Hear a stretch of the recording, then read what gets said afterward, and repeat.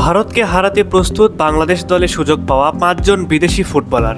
এই 5 জন বিদেশি ফুটবলার যদি একসাথে শুরুর একাদশে খেলতে নামেন তাহলে পালানোর পথ খুঁজে পাবে না ভারত। এএফসি এশিয়ান কাপ বাছাইয়ে ভারতের বিপক্ষে ম্যাচের বাকি আর মাত্র 9 দিন। সৌদি আরবের তায়েফে স্প্যানিশ কোচ হাবিয়ার ক্যাব্রেরার অধীনে নিবিড় অনুশীলন করছেন জামাল ভুঁইয়ারা। লক্ষ্য একটাই, ভারতের বিপক্ষে জয়। তাই আগে ভাগে সৌদিতে ক্যাম্প শুরু করে। সেখান থেকে দলের সহকারী কোচ ও খেলোয়াড়রা জানিয়েছেন ভারত ম্যাচের জন্য তারা প্রস্তুত। দারুণ কিছুর আশায় ক্যাব্রেরার দল। যদিও ভারতকে হারাতে বাংলাদেশের স্কোয়াডে যে 5 জন ফুটবলার রয়েছে তারাই যথেষ্ট। প্রিয় দর্শক, চলুন সেই 5 জন ফুটবলারের পজিশন এবং কিছু স্ট্যাটিস্টিক জেনে নেই।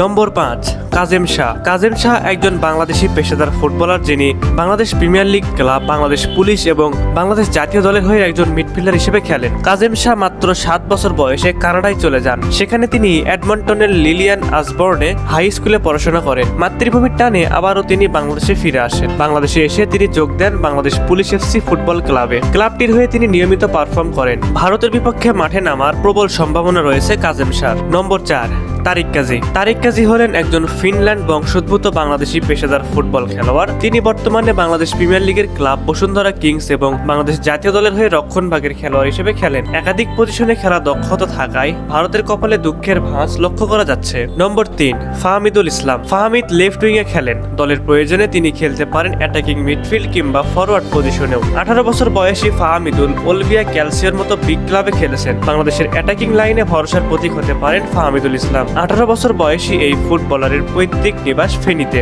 একাধিক পজিশনে খেলার ক্ষমতা সম্পন্ন এই ফুটবলারকে প্রথমবারের মতো জাতীয় দলে যুক্ত করেছেন হেড কোচ হাবিয়ার ক্যাব্রেরা। নম্বর 2, জামাল ভুঁইয়া। বাংলাদেশের ফুটবলে যেন এক টুকরো স্বস্তির পরশ হয়ে এসেছিলেন Jamal Bhuiyan. Bangabandhu gold cup tournament দিয়ে নিজেকে আলাদা করে চিনিয়েছেন এই ফুটবলার। জামাল মাঠে থাকলে ম্যাচের পুরো মিডফিল্ড যেন জামালের কন্ট্রোলে থাকে, আর সেজন্যই জামালকে নিয়ে আলাদাভাবে ভাবতে হচ্ছে ভারতকে। নম্বর 1, হামজা চৌধুরী। শত সহস্র ক্ষণ প্রতীক্ষার শেষে অবশেষে হামজা চৌধুরী আসতে চলেছেন বাংলাদেশে। হামজার এই আগমনকে স্মরণীয় করে রাখতে সব ধরনের প্রস্তুতি শুরু করে দিয়েছেন ফেডারেশন থেকে শুরু করে দেশের সকল ফুটবল সমর্থকরা। সব ঠিক থাকলে আগামী 25শে মার্চ অভিষেক হবে হামজার। হামজার খেলা দেখতে মুখিয়ে আছে পুরো ফুটবল দুনিয়া। সবাই আশাবাদী হচ্ছে যে হামজাই পারবে ভারতকে হারাতে। এখন দেখার বিষয় জাতীয় দলে এই 5 জন ফুটবলার কতটা ইম্প্যাক্ট রাখতে পারে। সুপ্রিয় দর্শক, এই 5 জন ফুটবলার কেমন করবে ভারতের বিপক্ষে, অবশ্যই আপনারা সেই বিষয়ে আপনাদের মূল্যবান মতামতটি কমেন্ট করে জানাবেন।